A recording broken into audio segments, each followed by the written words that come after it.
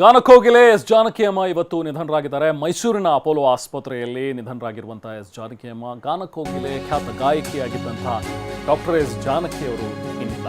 ವಯೋಸಹಜ ಕಾಯಿಲೆಗಳಿಂದ ಎಸ್ ಜಾನಕಿ ಅಮ್ಮ ನಿಧನರಾಗಿದ್ದಾರೆ. 88 ವರ್ಷ ವಯಸ್ಸು. ಮೈಸೂರಿನ ಅಪೋಲೋ ಆಸ್ಪತ್ರೆಯಲ್ಲಿ ಚಿಕಿತ್ಸೆಗೆ ಅಂತೇಳಿ ಅವರನ್ನು ದಾಖಲು ಮಾಡಲಾಗಿತ್ತು. ಆದರೆ ಅಲ್ಲೇ ಅವರು ಕೊನೆಯುಸಿರೆಳಿದ್ದಾರೆ.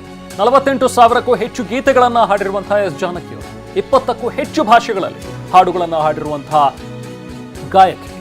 ಆಂಧ್ರದ ಗುಂಟೂರು ಜಿಲ್ಲೆ ಪಲಪಟ್ಲದಲ್ಲಿ ಹುಟ್ಟಿದ್ರು ಕೂಡ ಕರ್ನಾಟಕ ಅವರಿಗೆ ಒಂದು ರೀತಿ ತವರು ಮನೆಯಾಗಿತ್ತು. ಹಾಗಾಗಿ ತಮ್ಮ ಕೊನೆಯ ಕ್ಷಣಗಳನ್ನು, ತಮ್ಮ ಕೊನೆಯ ದಿನಗಳನ್ನು ಕೂಡ ಅವರು ಮೈಸೂರಿನಲ್ಲಿ ಕಳೆದ್ರು.